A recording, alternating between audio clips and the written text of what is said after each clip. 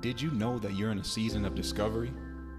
Just in case you didn't know, this is your season where you discover more of who you are.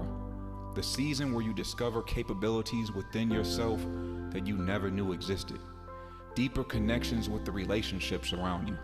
More vitality as you give yourself permission to prioritize your health and well-being.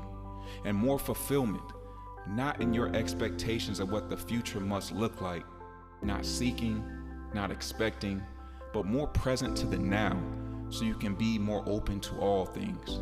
Now, I'm not saying that having goals and expectations for a future result is a bad thing.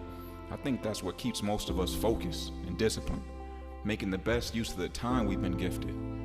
But I'm more so talking about taking a moment to pause, realizing where you've come from just to get to where you are now, to think more, to feel more, to taste more, to see more of who's been lying beneath the layers in your mind.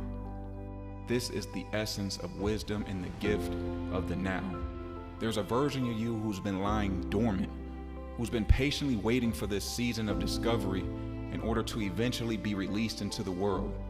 The problem is, most people aren't willing to step out of the hustle, the grind, the striving, the known, a sense of control of the future, using busyness as a reason to run away from the present versus walking in faith into the unknown. I remember a time in my life when me and a friend were out for lunch. We place our orders, and then he does something strange.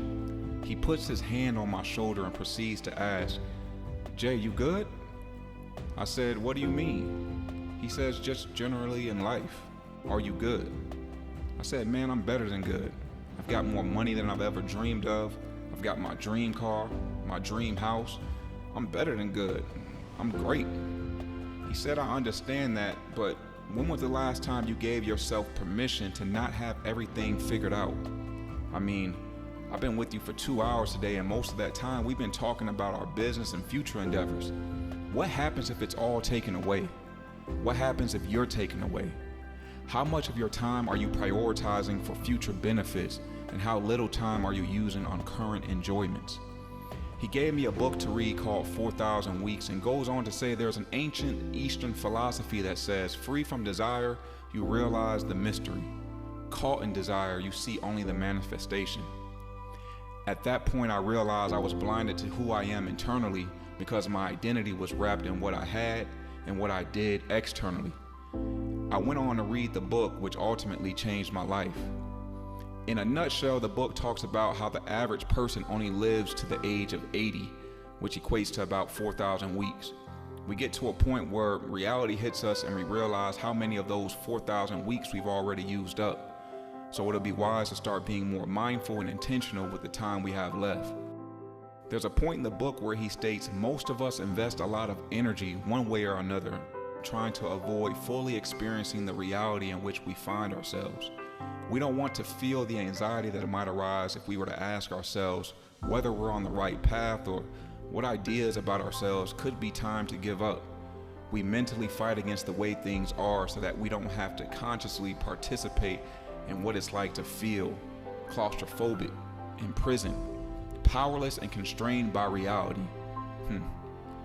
I believe the reality of our circumstances, our comforts, our need for instant gratification, and the belief that time is an unlimited resource keeps many people from ever stepping outside the prison of their mind and embarking on a discovery journey to reach their peak potential in life.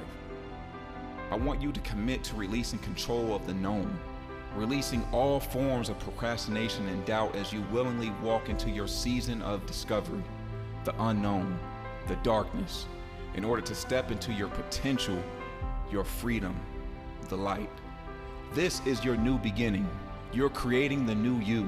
You're breaking down invisible mental barriers, building new, stronger habits, increasing your confidence, your gratitude, and expectations of an enhanced reality. The days of self-judgment and self-criticism are behind you. As you embark on this journey, what you are doing on the outside is consistent with the person you are on the inside and in harmony with what you really want to achieve. And you don't have to know what each step looks like along this journey to get started. You just need to take the first step. Clarity comes by asking yourself, where am I now in life? How did I get to where I am today? And where do I want to go in the future? But most importantly, at this moment, who do I need to be in order to live as if today was my last? Choose to live today. Choose to grow today. Choose to discover today and enjoy the journey, because your future is determined by who you are today, not what you do tomorrow.